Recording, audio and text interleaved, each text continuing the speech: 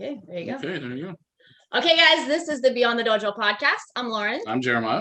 And once again, we are not alone. It's been a while since we've had a guest. We have Guy Brodeur with us. Hi, Guy. Hi, Guy. Hi, how are you guys? So this past weekend, we got to go to the first seminar that we have been to since before COVID. Yeah. And that was in Montevallo, Alabama. And lots of things had to shift in the schedule. So Guy ended up being the instructor there. Absolutely. Yeah, the spare wheel or the replacement tire. Yes, the replacement tire. Shout out to David Pope. I mean, it was a great, well-ran seminar in the facilities. What he had to work with and the hurdles he had to jump to get that accomplished was amazing. And we just want to say thank you, Dave. Yeah.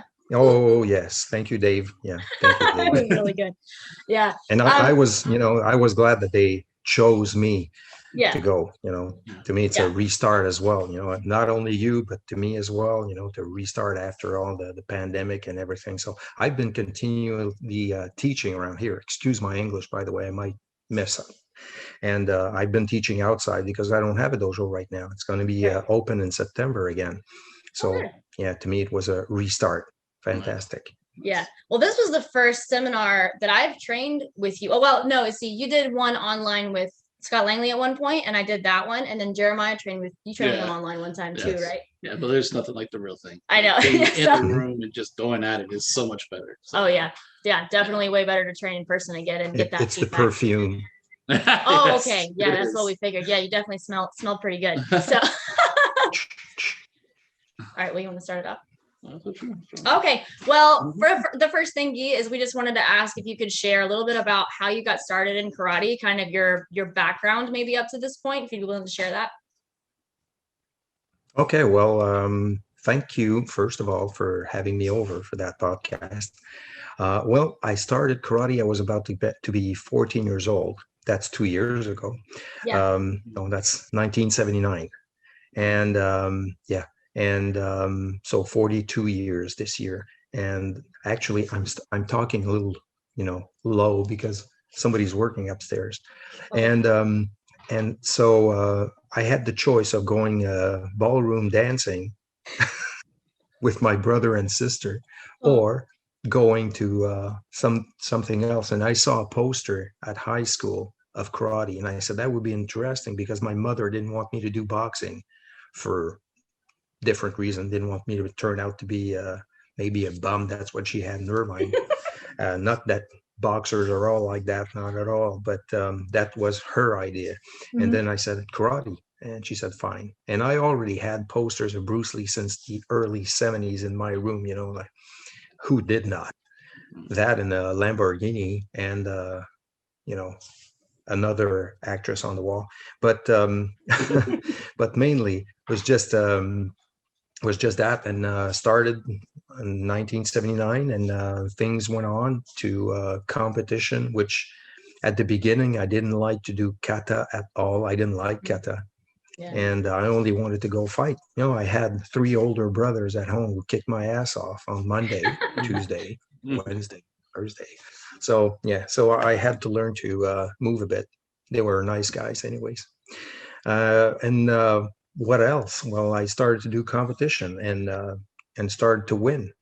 And it did not stop because I was completely taken over. I didn't go out. I had friends, but I nearly, escaped the group things, and I was going more to karate. And really early, I started to have private classes, train like between 25 to 35 hours a week.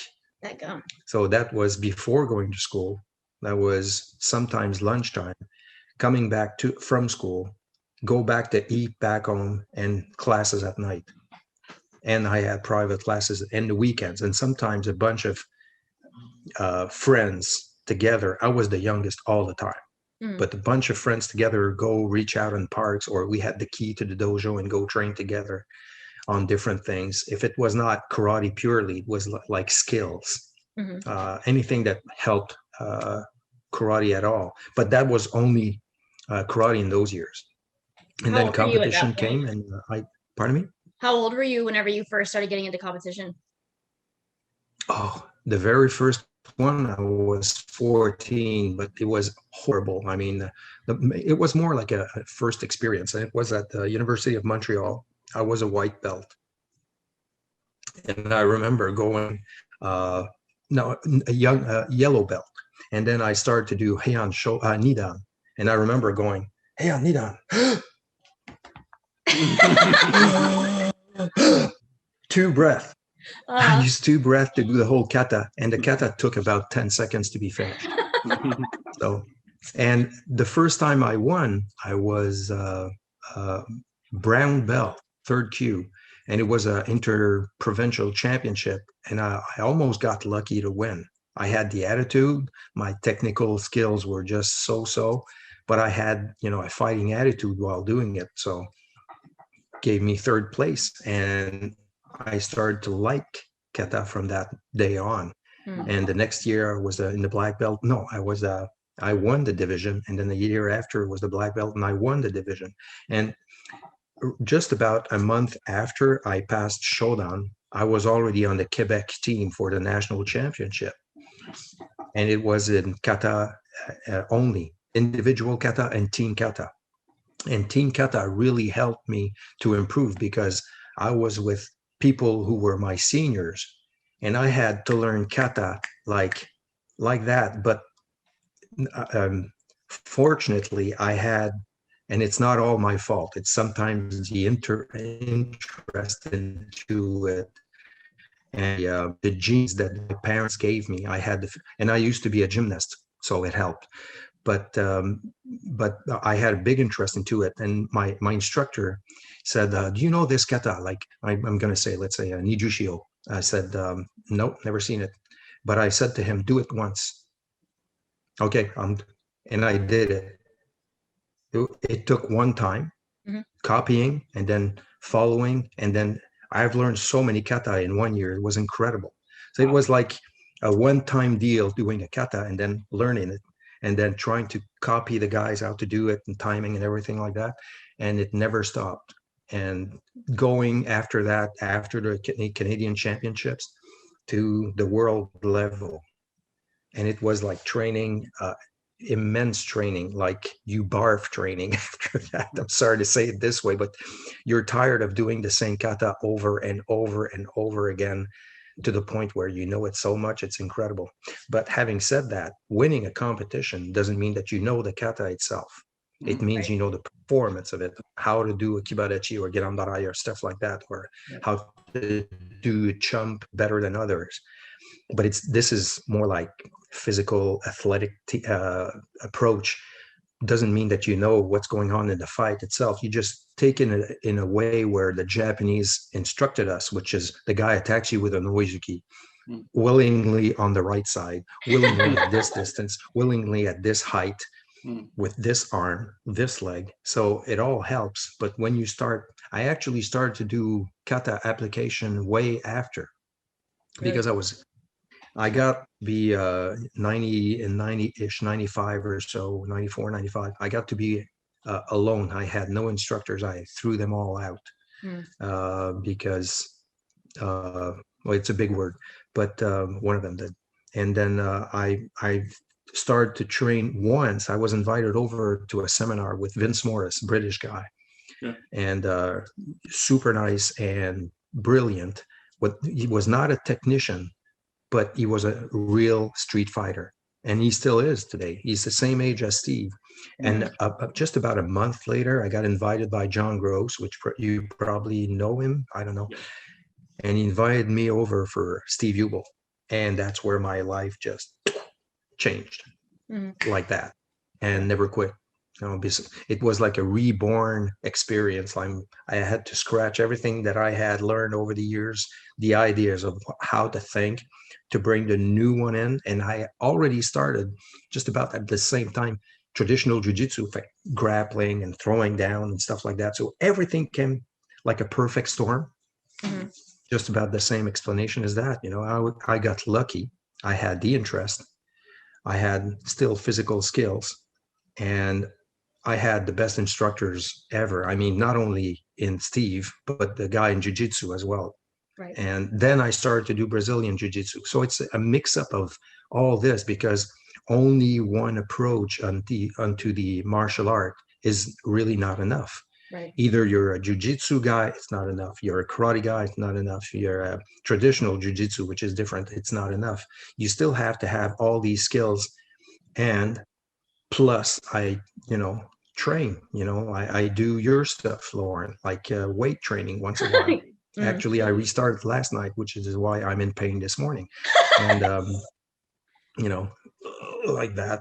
But I started kind of close to 1995 to do all this. And I started to train with Steve in 98. Right. So it's been, yeah. So from when you first met him and you tried to start making changes in your own karate, do you remember practically what you did? Was there a specific way that you trained on your own, or certain concepts you trained? Did you speed up, slow down? What was it that you immediately tried to change? Slowing down, I've learned that over years with the more of the Kanazawa approach, because I used to be a Kanazawa boy. Mm-hmm. SKI. That's where I won the world championship. Mm-hmm. It's in the SKI. 1985. I was 20 years old, and I copied Kanazawa all the way, except the athletic part that I karate is in competition have always evolved to a point where it's more gymnastics now than the real thing. And today it's to a point where it's almost stupid what they do, just so that the speed is going to be there, but they change movement that they were not there at the beginning. Right. So I was a big SKI guy for a long, long time. And thank God for that, because the basics were good in the association, which I still use the curriculum today. And what was the question again? What did I change? I had just asked about like what you changed in your karate, like what could you change immediately before maybe necessarily you had a training or coaching relationship with Steve. You met him, and now you're going back trying to implement this for yourself. Do you remember what you actually did? I don't know if you've seen a little bit of the magazine things where I was saying in it, and I've said it so many times, I had to divorce from what I used to do. It was traumatic inside, the turmoil of how I was and what I wanted to go. I saw Steve and I saw the future. I saw what I was doing. It was kind of the present and the future past. It's going to be in the past soon, but the turmoil I had in my brains and my body to do stuff and erasing muscle memory to go back to something better, I had to learn. And the first thing I did, and I was about to say that too, was to do slow. Okay. Very, very slow. And I used to train like that alone, even way, way before I met Steve, in the parking lot of a church close to my parents' house, and seeing it, everything like unsu, and when you finish it, then I go 1, and then you see that you're punching, and then you turn around and you punch, and your head turns and you see the guy before. My imagination was really there. That's why I was not that much good of a student in school, because the teacher was probably saying something and I went like like that, because my imagination just flew, like Walt Disney, for instance, or Harry Potter, name it. So when I see those kinds of people, I get it, because I used to have, I still have a lot of imagination, and I respect those people greatly, because that's what they drove. It's not the same intelligence as academical intelligence. It's another one that don't erase that, use it, because it changes your whole perspective.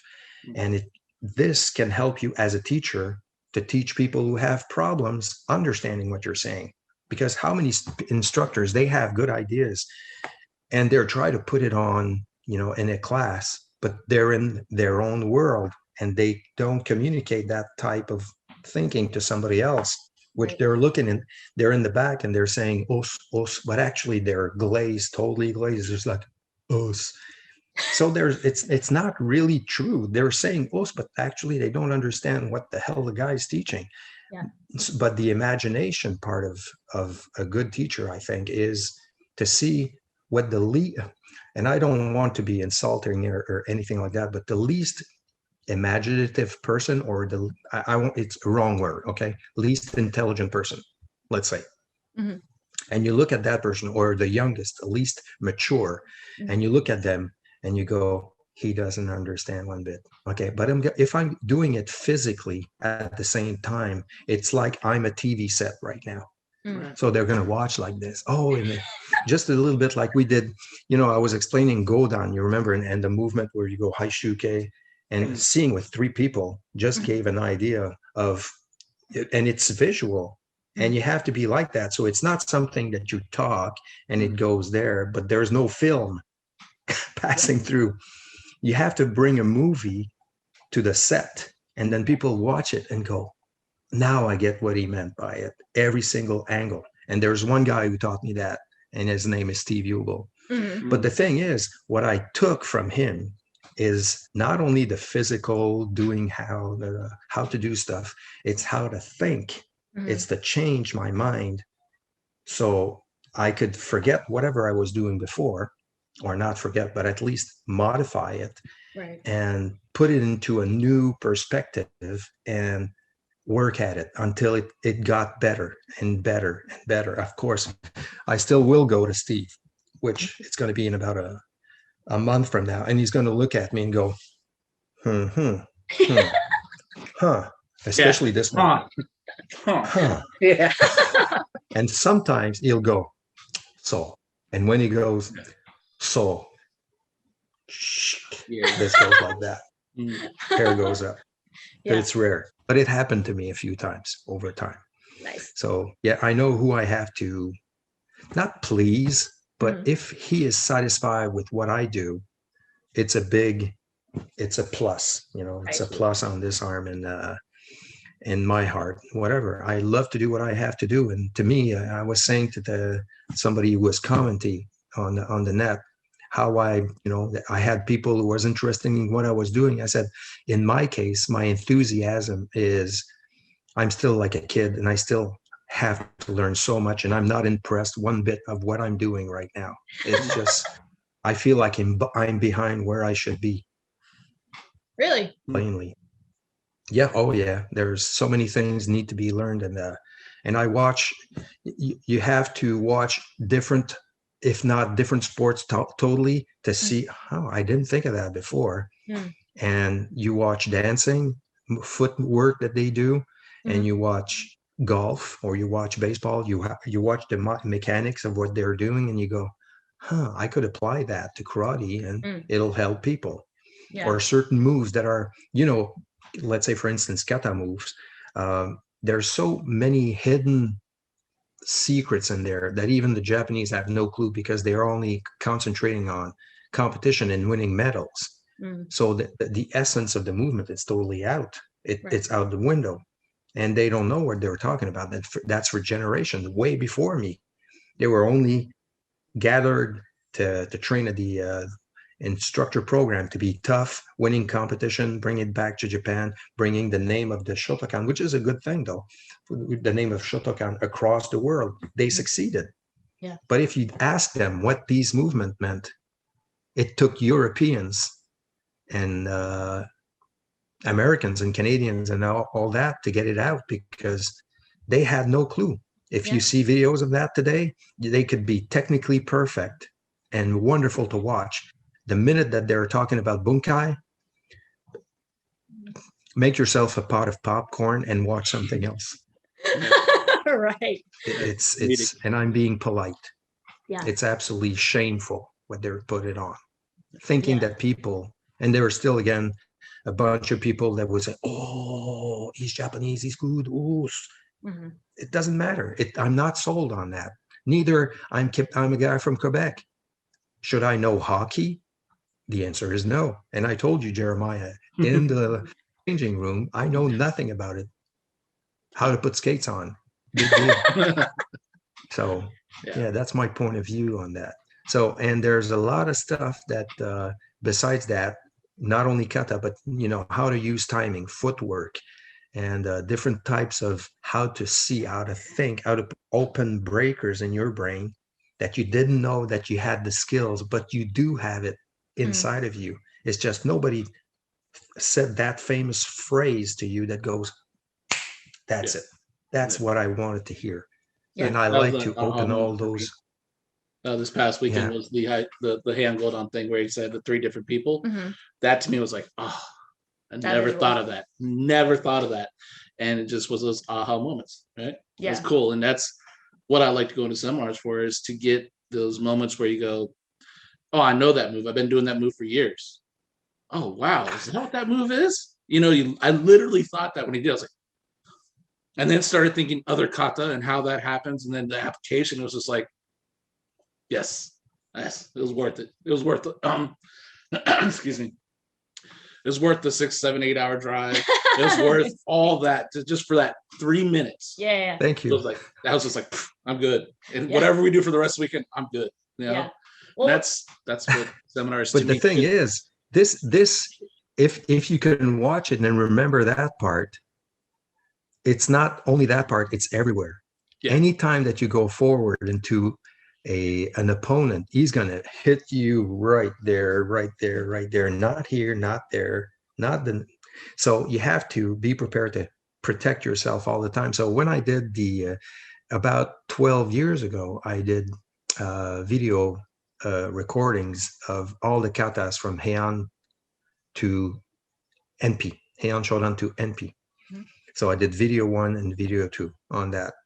And during the filming, we were creating, I was thinking of, this guy can hit me, this guy can hit me, this guy can hit me. So I had to protect myself. And that was in the, I'd say more in the Oyo approach, the fighting approach, because every time that you have to respect the enbusen of the kata, where you have to respect, you're going left, you're going right, you're going forward, backward, you have to have the guy who hits you to help.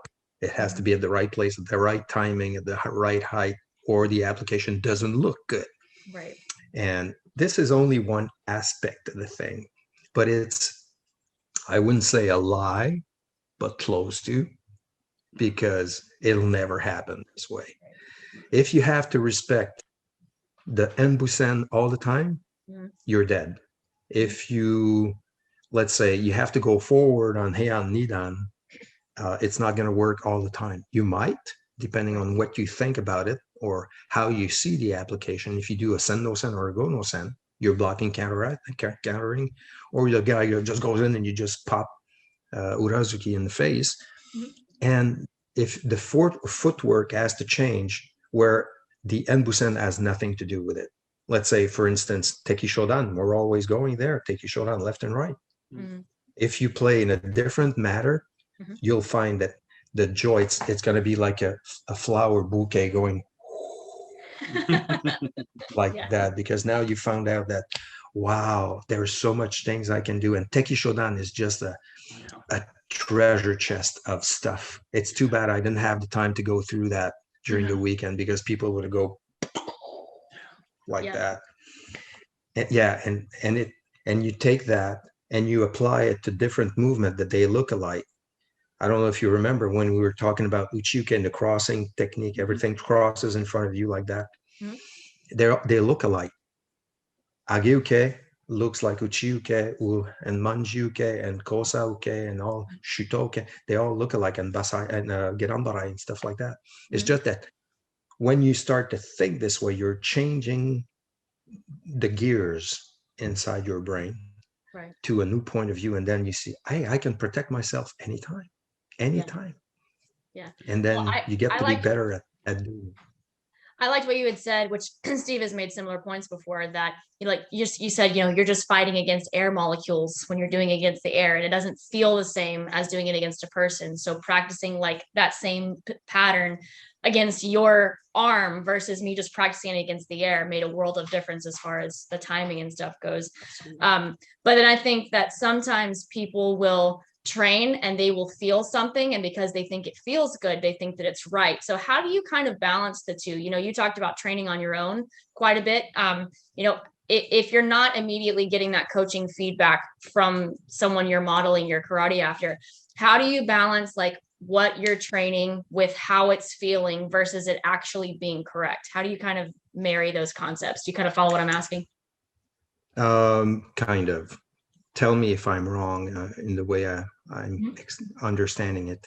But there's no way that somebody will improve their karate, their knowledge, if there is not contact. Right. Yeah. Like physical contact. Yeah. Because we, as karate people, have been taught that you're being attacked by a punch or a kick. But what about a grab? What about somebody who takes you to the throat or grabs you from behind like that? Or other things that is not what we're doing in competition. And everything is thought to be like we're watching right now. It's in a box. And what about if the guy comes from behind and he grabs you by the shirt like that, or in front, or he grabs you by the hair? And we don't see that in karate. It's like totally forgotten. And how can you imagine being grabbed if you have never been grabbed before? Yeah. If you don't have somebody, let's say you, Lauren, being attacked by a guy the size of Jeremiah, who's mad and he wants to, take you over. No, but I mean, how can you imagine that on your body if you don't feel it? Right. And you'd be surprised how if I grab somebody with an attitude, they're just like shocked.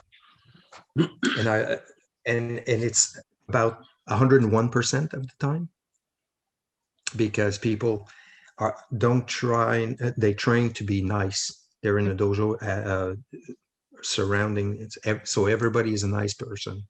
Everybody's super, taking care that they're not, punching and hurting the person. And how many times I said just this weekend, if you have to attack completely, because if you love the person in front of you, you want him to succeed at blocking what your best shot would be. And then there's something to be learned. But it's the same thing. If you go and grab the person and you shake him, you throw him into the wall, it may be aggressive, but how can you replicate that if you're alone? You're not helping yourself by trying just to do imagination stuff. And that's why trying to do a little bit of other martial arts where it's only that. If you take jiu-jitsu, it's only that. You take judo, it's only that. It's only grabbing. So you have to learn from that. And when you're in that situation where you're being grabbed like this in jiu-jitsu or judo, I'm thinking, I'm going to punch him right there, because I know that he doesn't. Right. So it's you're switching your mindset to, it's not a punch, it's the guy is coming to you, like you would see on YouTube many times, all the aggressions, the guy grabs you and stuff. And so it's not imagination. This is real stuff. The guy, wants to push you. You have to deal with a push. Could be push from the side, push from behind, push from the front, grab you by the legs. See? And kata sometimes can show some sort of approach to that. And sometimes people don't make the link between a certain kind of movement and the look of it. Let's say kosadachi. Kosadachi, where you have your legs together. How many times have you fought like that? None. Yeah. You're not gonna with kosadachi. It's a transition movement to a throwing movement. You're putting your leg twisting and then you turn around and you use it as a throw. It could be that. It could be you're landing on the person, your knee inside the person. You made the throw already. And then you go, the kosadachi is actually you're landing on the person and you're just over the person, strangling or whatever you need to do. Kosauke is another one. Yeah. See, 1, 2, or 1, and you do the strangulation, but you have to have that knowledge that other martial arts will bring you that karate doesn't, because people are so super nice. So you cannot go into that in your imagination alone. If you felt it before, then you can. It gives you a better perspective of, okay, how many of you have been punched in the face? Mhm. Yeah. Okay. Are you dead? But you know, Right. after being punched, how much? It doesn't hurt that much. Yeah. Depending on, who's punching and how much. Yeah. But after I've been in real fights and being punched and go, that's all? That's all? Yeah. And I've been knocked down as well. Right. And lost teeth as well. Yeah. Truly, this Mhm. one is not real. This one's not real life. Ask my dentist. He did a great job. Well, and pardon me? He did a great job fixing them for you. And okay, yes. But so it's a part that there's imagination, a part needs to be physical. You Right. have no choice. You cannot go and imagine how to punch something with only hitting air molecules again, and you have no makiwara, no heavy bags, and receiving a punch. I love receiving punches in the stomach area.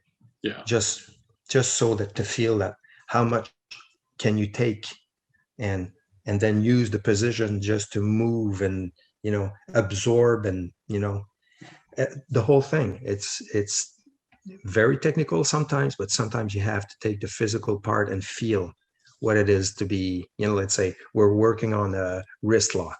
You cannot say it works if it doesn't hurt. And in this kind of martial arts where we're controlling, let's say wrist lock or arm lock, elbow lock and stuff like that, everything works with one thing: pain.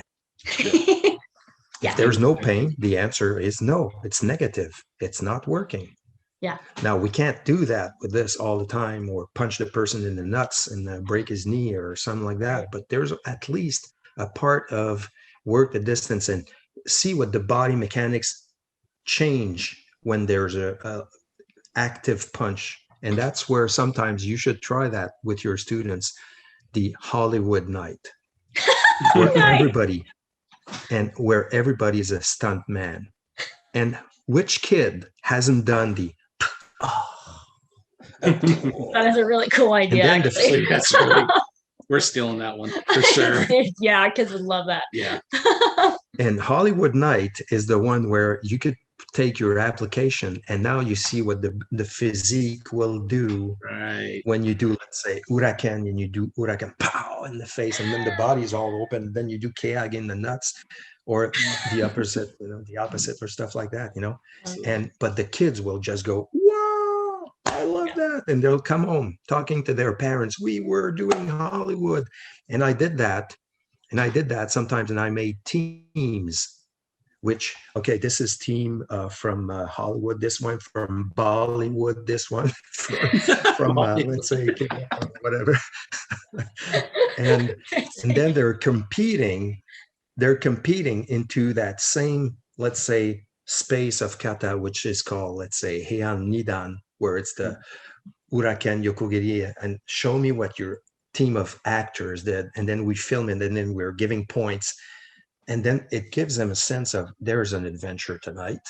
I mean, it's fantastic. Let's open the popcorn thing and watch this, And I did so many stuff like that. And sometimes I was filming them and showing that to them after. Okay, so you're being, and use the imagination again. Yeah. Like what I did, the last one I did was before COVID, of course.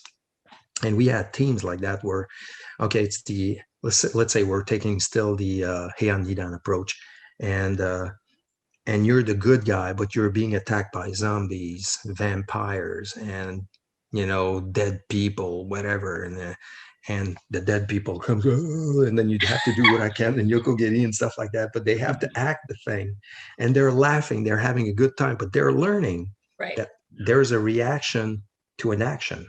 Yeah. So that was like, that was like ahead. that one summer that you had your kids make up their own pieces of akata, and they had to work on the bunkai of it, and then we turned it into a music video. They actually did a pretty decent job. It's funny how when you don't poison the mind of your students with the traditional Japanese Ooh. bunkai and you Yes. let them just Say that figure again. Say that again. You don't don't poison poison- your student's Yeah. mind. when you let them figure it out based on common sense, just as a starting point, I feel like they do better. And then you build off of that with more practical stuff, because I know that the stuff that I learned, and I know that you learned, and originally it's like not gonna work. Like you talked about the No, no, enlisten no, and no, stuff. no, They no, don't no. respect that at all. Yeah. They don't respect the enlisten. They just No, go no, for it. no, no. Still, But you said it. You also said it in one word, bunkai. It's a lot of bunk Yes. sometimes. So yeah, we have to make that happen. And it's when they use, again, imagination, and when they have the imagination of, we're going to be attacking in one way. But of course, the part of the instructor is just to give them a little bit of leeway, and as well a little bit of explanation. What's the point? Okay, what's the idea? What's the approach? And then they can start from there. So yeah, this is one thing. Gotcha. Yeah. So, I guess that I covered that. yeah. So you've talked quite a bit about incorporating other martial arts. How far into your training do you think you should start that? Should it be immediately? Should you be a Shodan level? When should you start training multiple martial arts? A little bit at the beginning, because especially with the adults, where in the adult's mind there's a logic set up already from reality, where the kids have no idea. They're blank pages.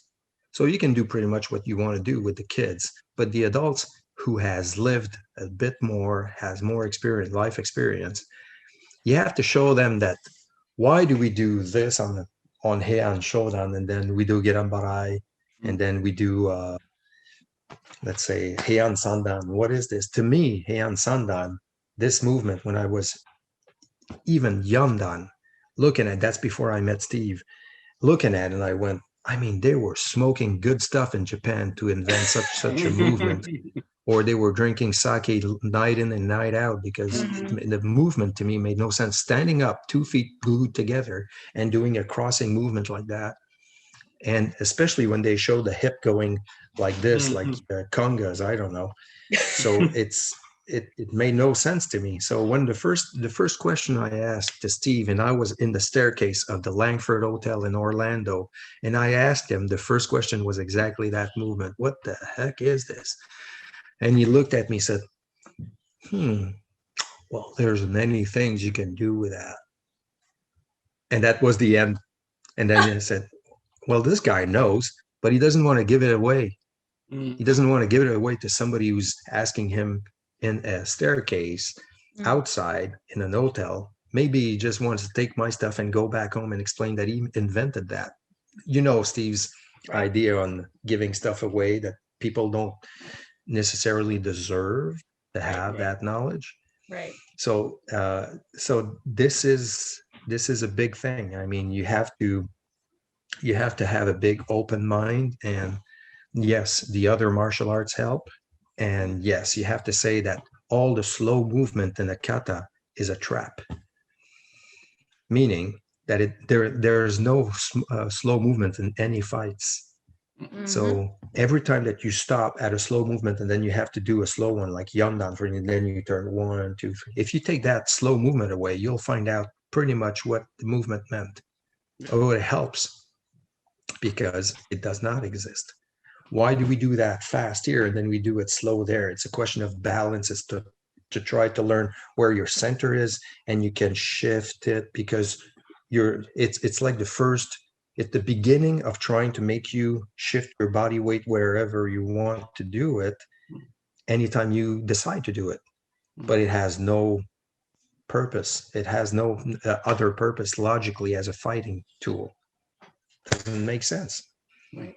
So you have to watch all these little secrets of slow movement, angles, and being protected like that, and try that with anybody to do, let's say, all the slow movement and sandan or stuff like that. Take that away, and you'll find out a little bit more on how this movement was invented, or it could be used actually. Like turning around in sandan and slowly coming back here, and then you do the first movement. Take that away and glue everything together, and you'll find out that it works. Right. Better, at least. So I noticed in That's your my teaching at the idea on seminar. that. Yeah. So I noticed that in your teaching at the seminar that on occasion you were using a little bit more scientific terminology, like you were talking about specific muscle groups causing certain movements. Could you kind of share like what importance do you feel it is for karateka to know a little bit more about the human body? Because I mean, I think I've seen many people teach concepts where they sorry, Jeremiah has to let the dog out because she is tippy tapping and has to go potty. I've seen instructors teach where they don't really have a very good understanding of how the human body works, and sometimes they try to explain something, they try to explain a movement, and they are adding in these extra like superfluous things that are not very important. What importance do you think it is for someone to actually know which muscles are working, and how did you go about learning that? First, I read and I was interested in knowing what muscle are being used to do certain techniques and what not to be used, and to take away as much muscles out of the job that is not necessary was the point one. Because most people, they go fast and they go like green, like the Hulk, and every muscles are being used for no reasons to help. And yeah, I read, and to learn different muscles that I've used to make it faster. Talked with Steve and the other guys who knows about it, and you want to know what, where, and how I can hurt that part of the body. To know, you have to know what region you're using, or because we're teachers, we're supposed to know how to punch, how to kick, how to block, how to move, how to escape. But who thinks of where to hit? Right.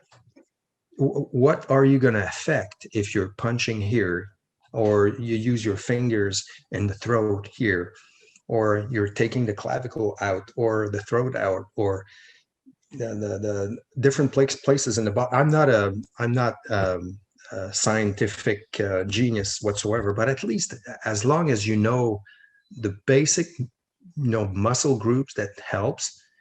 Even if you don't know the very technical word, especially in French and then in English, but you try to make it useful so that people know that, okay, well, in your pair of pants, there is a line here, and that line here is aligned with a certain amount of muscles, and they're called adductors. And from the outside, this where you have your lining here, these are muscles that helps you lift your leg on the side, and they're called adductors. So and the quads, and I do that with the kids often. I repeat and I repeat and I repeat. I want them to understand.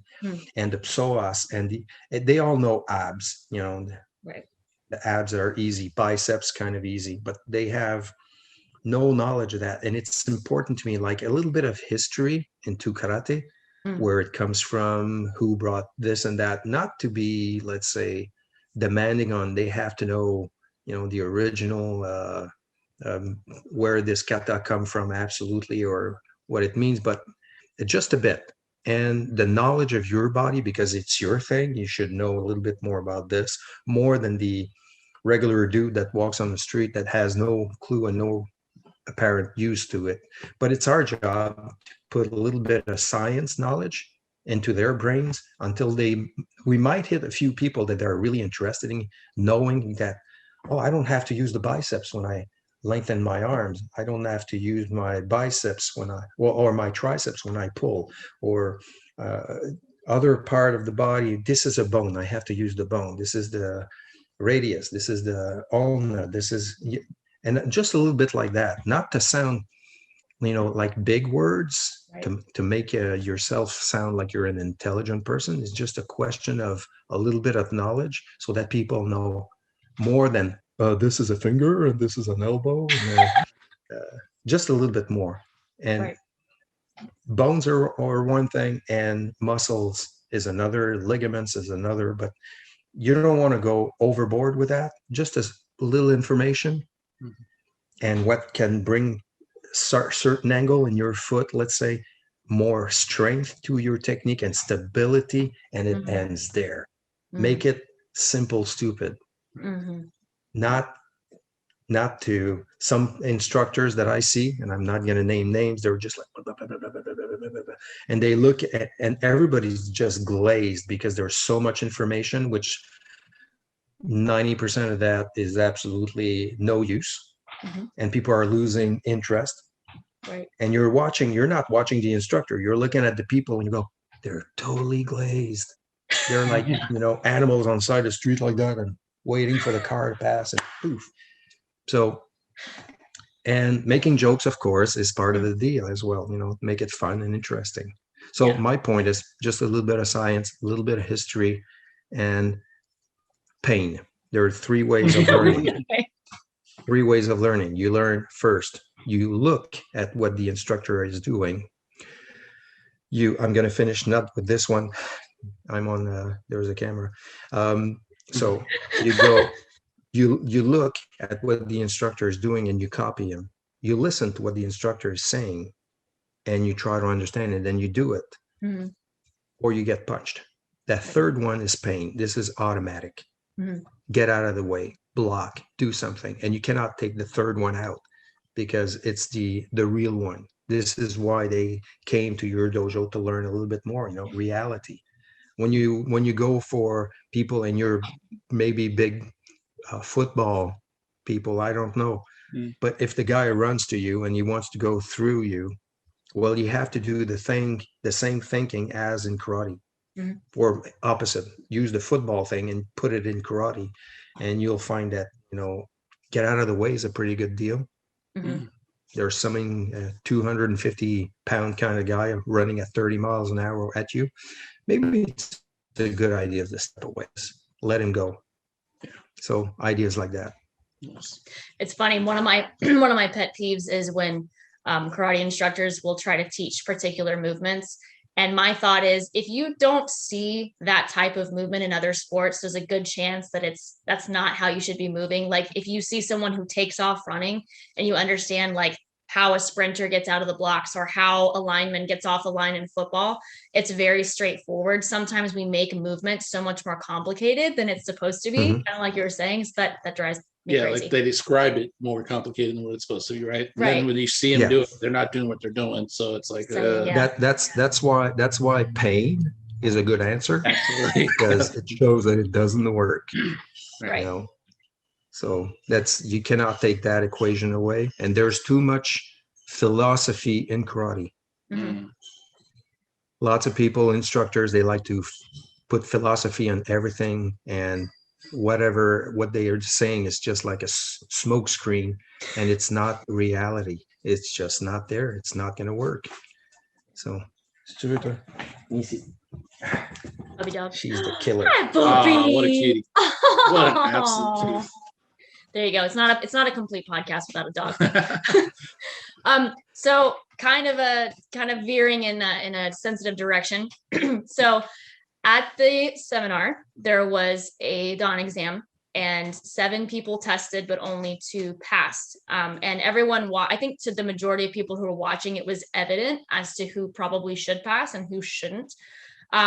But how do you as an instructor handle that? I mean, you were on a judge board with 2 other instructors, and some of those students belong to some of those instructors. How did you go about handling that? And how do you normally handle that when you have students who maybe aren't quite up to par? Or how do you maintain a good standard of karate when it comes to you judging?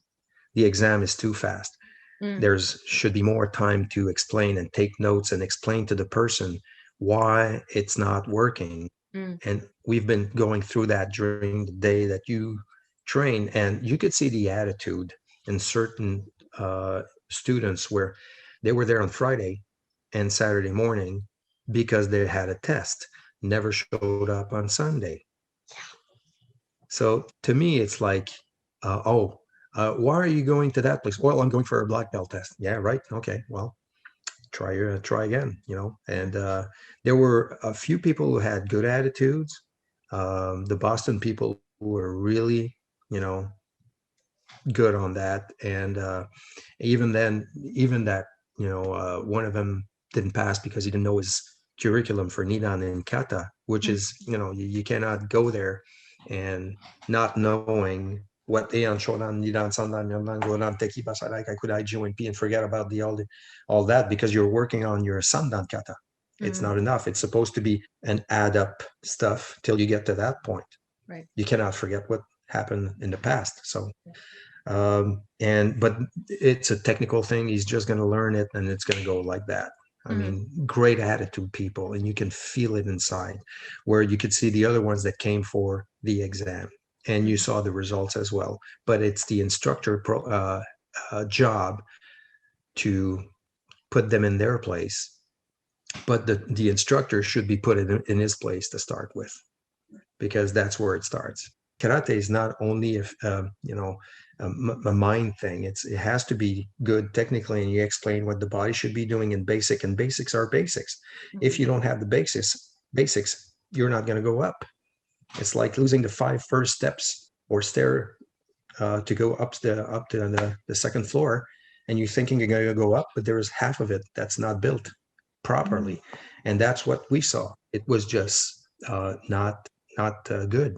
But it's the instructor's job to show how it's supposed to be. And if the instructor is badly instructed, how can he know how to explain that afterwards?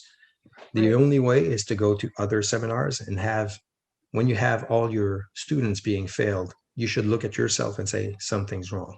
Right. So it's a big part of not the students. It's the big part of the instructor. Yeah. We're bringing a culture of quality. Well, bring a culture of quality starts with you, and then you can teach quality afterwards. Right. Yeah. Yeah, that was kind of frustrating because I felt like Saturday afternoon and Sunday morning were classes geared exactly what they needed to work on, and they could have improved so much, but didn't show. Yeah. I just thought to myself, yeah, that irked. It shows. But then there was one guy who failed, or 2 guys who failed, who came over and said, I'm going to redo that properly next time, so I need to work on it.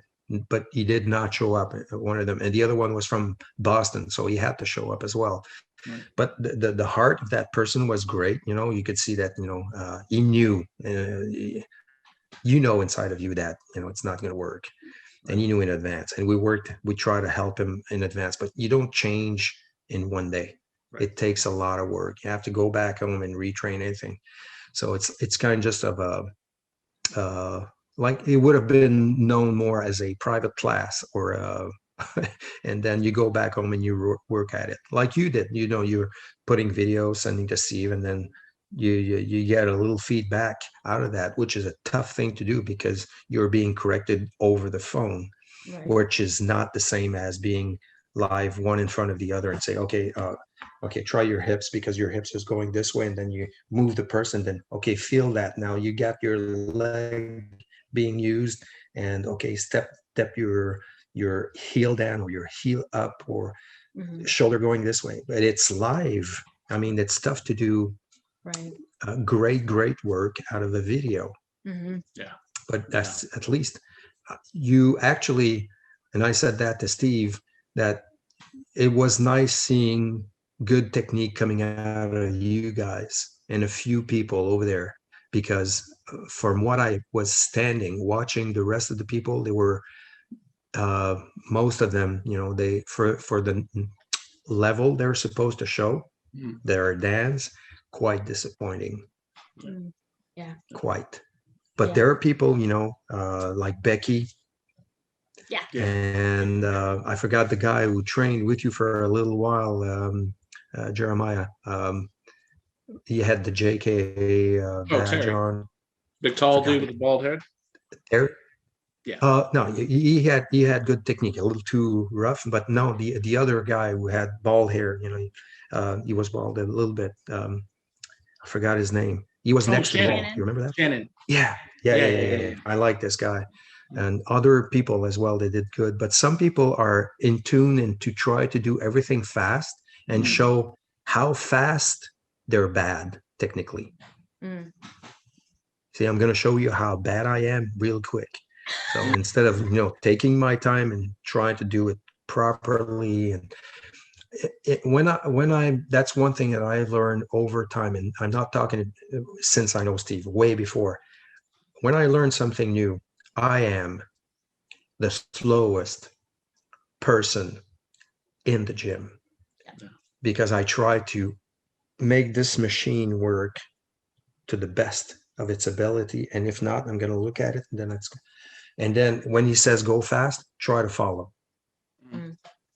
But for the most, every time that it's slow, whether I do drumming and which I'm really bad at, whether I do karate, jiu-jitsu, aikido, or anything that I would touch, I am going to be the slowest guy in there, just to make sure that you're not going to repeat 3-4 times. It's going to be like, okay, let me get my time. I'm not going to listen to what the instructor goes 1, 2, 3, 4, 5, which is way too quick.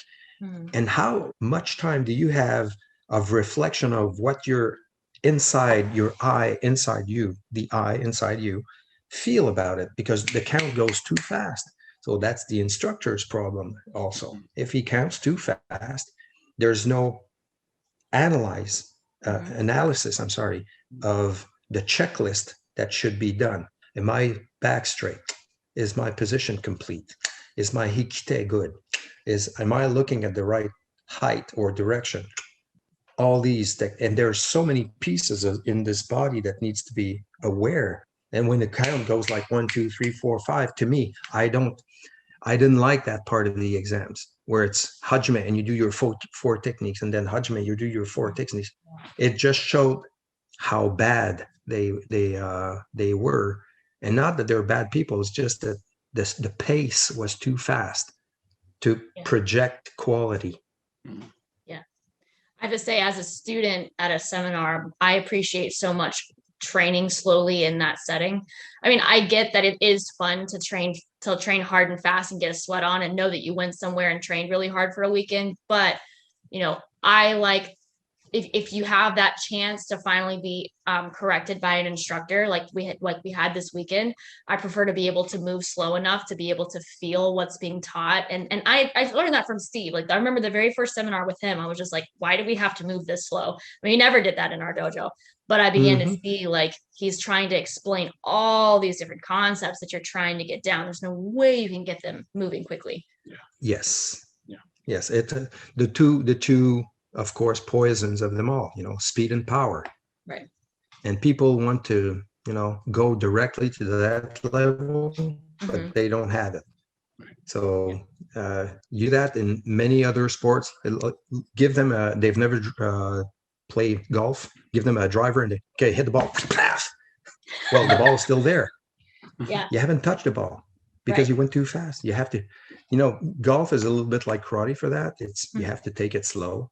And many other things are actually so much like karate. It's just you have to make the transition to one to the other. You're not going onto a drum set. We're talking about music and go bang. You go and then your sticks are flying all over, and then you have to pick it up because it's on the couch back there, and the other one is right there.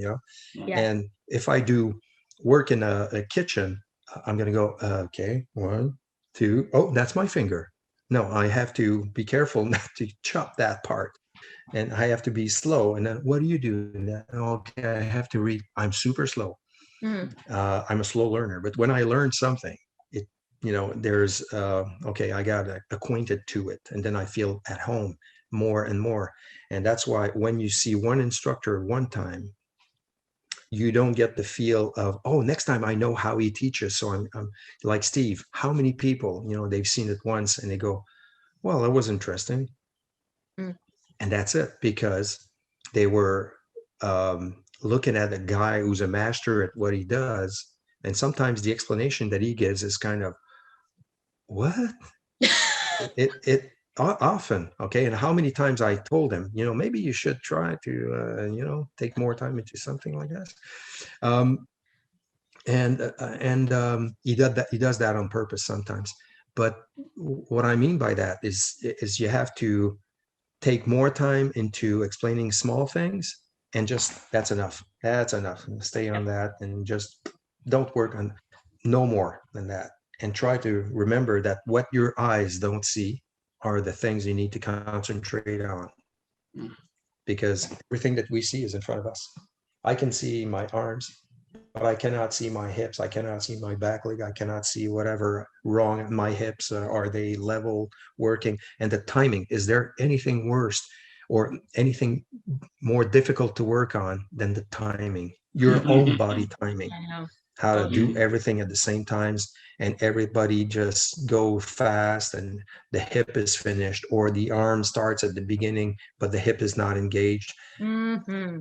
You can use that as a band-aid tool when somebody has a certain problem technically, like the hip finishes first and then the punch goes in, and then you say, okay, try the hip after, don't use your hip at all, and then you engage the hip, and then you try to say, okay, now try to time it so that the party that starts at noon will arrive, every piece is going to be arriving at noon at the same time. Yeah. Yeah, the seconds, the minutes, and the hour needle. Is that what you say, a needle? I know in French is like that. Yeah. Yeah, hand. I think. Hand. Yeah. the hand will arrive at noon at the same time. Yeah. Not one. This one's arrived and the other ones are not there yet. What the hell is this? And this one is at 10. So change watch. Yeah. Change watch. Yeah. So everything should be arriving at the same time. Yeah. And it's tough. It's the toughest thing to do physically.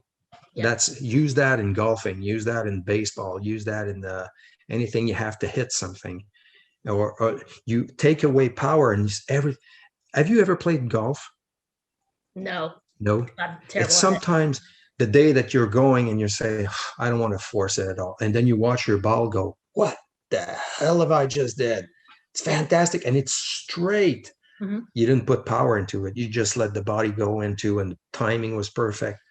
And it's, kind of, you go baseball, it's the same thing. You just hit the ball like crazy and it's out of the park. And you went, I didn't even force that. Yeah. And then you get to control that.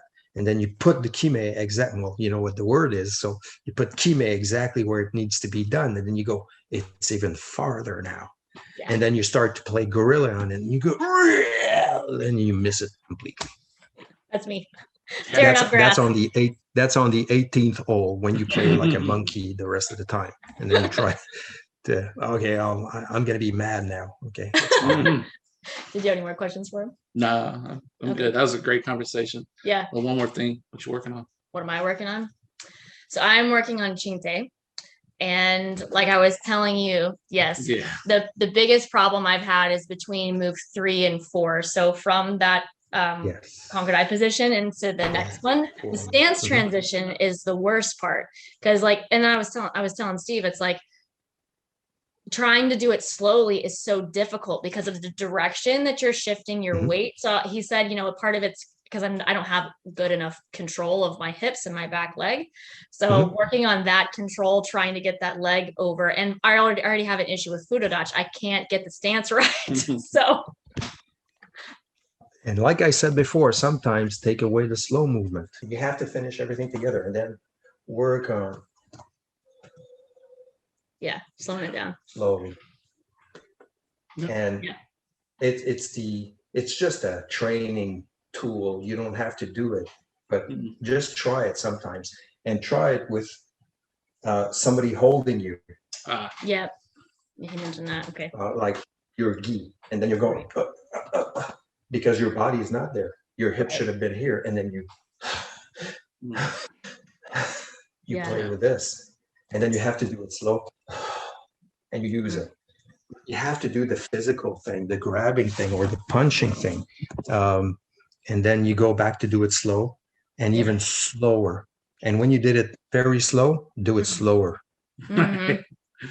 Continue to try it, make it difficult until you get a better sense of it. But it's just, again, it's we're over a video right now. It's tough to explain the whole thing, but try it fast and you'll find out maybe when I do it fast, my timing is good, but how do I do it so the timing is good? I have to copy that. It's like somebody who's really good on the right side and lousy on the left one.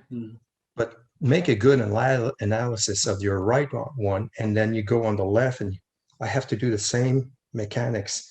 Oh, it works. I took my time.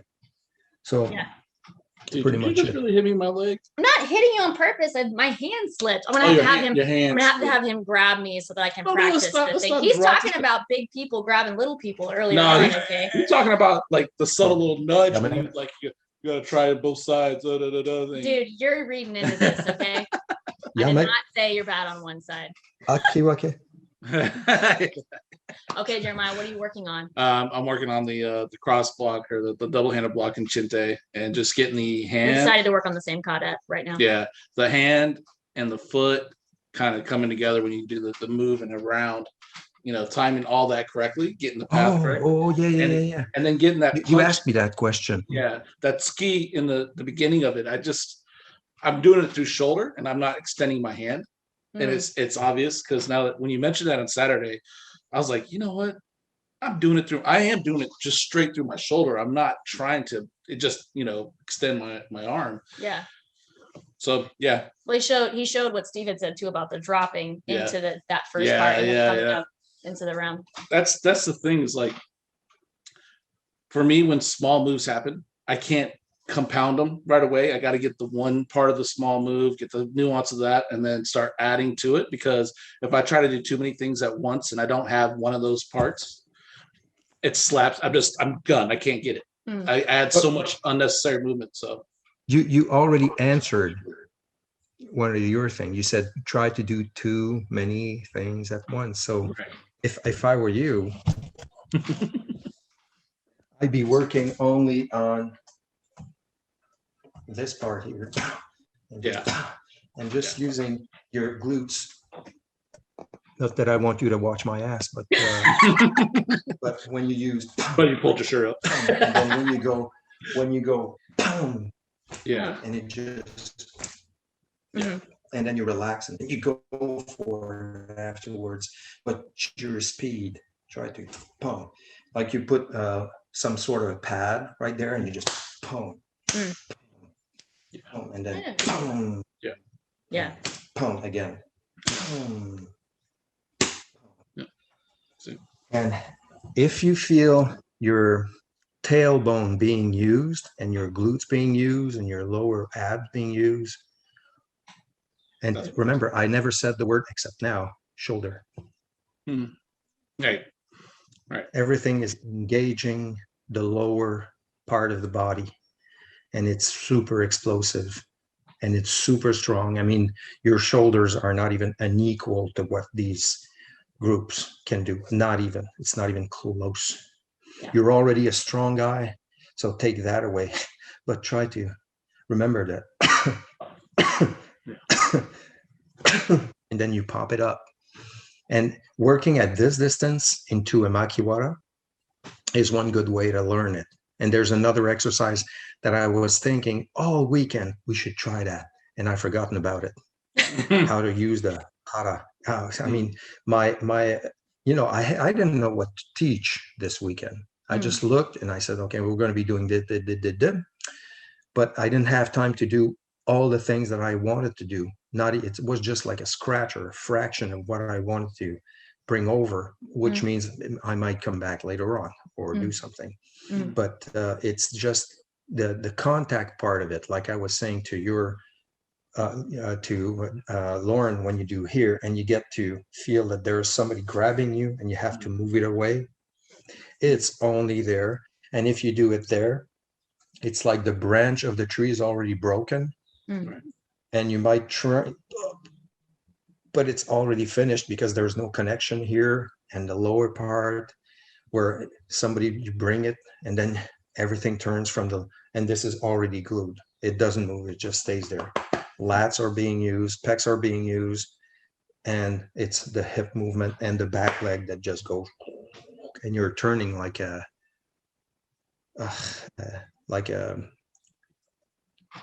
boat would, just like. Yeah. My imagination going forward now. And yes, and Jeremiah, it's the punching thing. Be at this distance from a punch and just learn to the 1-inch punch kind of approach, but it comes from your glutes, tailbone, because you'll feel that it's going in like that, and nothing from the shoulders, just like boom, and the lats and everything, like you're coughing or sneezing. I took that from Steve again, but it made so much sense. Yeah. It's everybody does that at least once or twice a day to cough. So yeah. Anyways, so specialists are COVID people. I'm kidding. Awesome. Hey, so So Guy, what are you working on? Me? Yeah. The lawnmower, the tractor. What I work on is not putting strength. Again, is taking away more than putting in, because I'm a victim of that as much, maybe probably not as much as before, but I'm still a victim of, putting too much strength into it. And since last year, I've trained a lot with weights and I injured myself. I had 2 tendonitis, especially on my left arm, because I was lifting too much, too many times, like 600-700 pounds on my arms like that. Oh yeah, I'm sure. Yeah. No react. I was waiting for the reaction. I was like 10, 9, 8. Oh my God, 600 pounds. Oh. Yes, like that strong as this, Yeah. Anyways, but I did that with 30 pounds too many times and too much turn. And after a while, it was like in pain for nothing at all. And I truly had to let it go. And it was tough. And I started yesterday to retrain again. And so lower the knee, and I'm kind of 56 years old as well with injuries, so I still have to be careful with that. But it's because I had more muscle mass last year, and truly I could see physically it looked good, but I was slower, putting too much shoulders into it. And Steve told me, that's 2 years ago, because I haven't seen him last year. Couldn't fly. Yeah. But 2 years ago, I was, bigger and all that, but I put too much strength into it, and that took speed away. And we know that we're in a martial art of speed, if you want to be efficient into it after you get the technique and the timing. So it probably will help. Sometimes there's something happening for a reason, and these injuries might have happened in a way where I'm more loose, but I still have to work. That's my thing. Need to work more, like being loose and using less energy and just where it's needed. And it's working so far. I'd say it's better. Not perfect. I'll never be perfect. I'm always going to be insufficient and dissatisfied of whatever performance I do. Even the videos that I've seen of me, and it's just like, crap. You see the voice, you see the guy looks like an idiot, and I can barely watch anything that goes and it's me in front. Yeah. That's awesome. That's really awesome. What can I say? This is the French guy in me, probably. I don't know. Awesome. Never perfect. Awesome. Guy, thank you so much. Just hang around for a second after this. Everybody else, y'all get out of here. Yeah. Thank you guys. Bye. Thank you. I think I already stopped it. Did it stop? Maybe I didn't stop it. Okay.